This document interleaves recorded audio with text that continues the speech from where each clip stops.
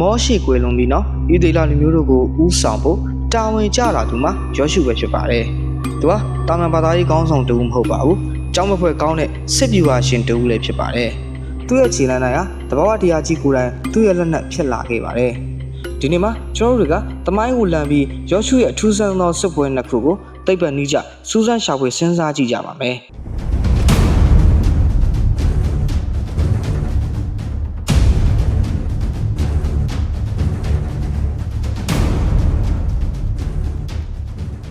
ပထမဆုံးစိန်ခေါ်မှုကတော့ယေရုခေါမြို့ပဲဖြစ်ပါတယ်။ရှေးအောင်သူသေသနာပညာရှင်တို့ရဲ့အဆိုအရအဲ့ဒီမြို့ရိုးဟာအဲ့ဒီခေတ်ကအခိုင်အခံ့ဆုံးဖြစ်ပြီးလူသားတို့ရဲ့အင်အားနဲ့ဖြိုဖျက်ဖို့မလွယ်ကူပါဘူး။ဒါပေမဲ့ယောရှုဟာထူးဆန်းတဲ့စစ်ဗျူဟာကိုသုံးခဲ့ပါတယ်။မြို့ကိုခုနှစ်ပတ်ပတ်ပြီးတဘိုးခရများမောက်ကြပါတယ်။လူပေါင်းများစွာကတပြိုင်နက်ဟစ်ကြွေးခဲ့ကြပါတယ်။သိပ္ပံပညာရှင်အချို့ကတော့အဲ့ဒါကိုအတန်လိုက်တုံခါမှုနဲ့ရှင်းပြရန်စူးစမ်းကြပေမဲ့ရှေးအောင်သူသေသနာပညာရှင်ခတ်တလင်ခန်ညရာရဲ့တူးဖော်မှုကပိုရေးစိတ်ဝင်စားစရာကောင်းပါတယ်။ဘာလို့လဲဆိုတော့မြို့ရိုးဟာအတွင်းဘက်ထဲကိုပြိုကျတာမဟုတ်ပဲနဲ့အပြင်ဘက်ခြံကိုလန်ထွက်ပြိုကျခဲ့တာဖြစ်တယ်လို့ဆိုပါတယ်။နောက်ပြီးတော့အထူးဆန်းဆုံးဖြစ်ရတဲ့တစ်ခုမှာဂီးပေါင်စစ်ပွဲတွေဖြစ်ပွားခဲ့ပါတယ်။ရန်သူကိုအပြတ်သက်နှိမ်နင်းဖို့အချိန်လိုအပ်နေတာကြောင့်ယောရှုဟာကောင်းကင်ယံကိုကြည့်ပြီး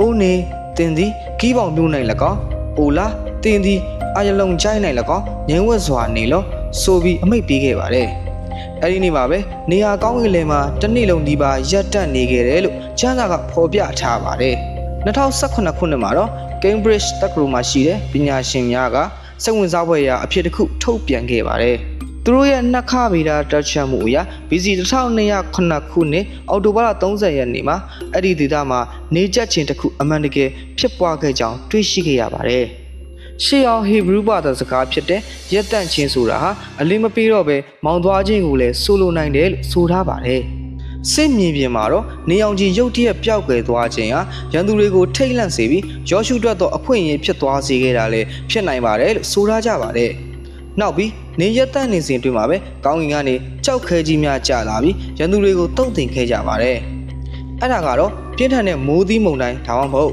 ဥက္ကခဲမှုတစ်ခုခုဖြစ်နိုင်ကြောင်းသိပ္ပံကထောက်ပြခဲ့ပါတယ်။ယောရှုရဲ့အောင်ပွဲတွေကတဘာဝတရားရဲ့အင်အားစုတွေကိုအချိန်ကိုက်အသုံးချနိုင်ခဲ့တာကတော့အံ့ဖွယ်ဖြစ်ရများဖြစ်နေခဲ့ပါတယ်။ယေရီခေါမြို့ရိုးပြိုခြင်းကနေစလို့နေမင်းကြီးရက်တန့်သွားတဲ့အထိယောရှုရဲ့ဇလံဟာကျွန်တော်တို့ကိုမင်းကိုတစ်ခုမင်းနေပါတယ်။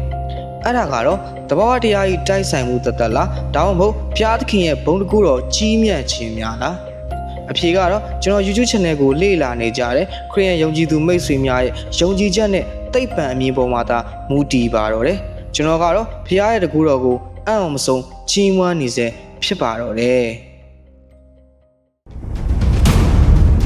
အခုလိုခရစ်ယာန်တွေနဲ့ဆိုင်တဲ့အခုလူများကိုလေ့လာတဲ့အတွက်ကျေးဇူးတင်ပါတယ်ကြည့်ရှုလေ့လာသူရောက်စီတိုင်းကိုဖျားသခင်ကောင်းချီးပေးပါစေ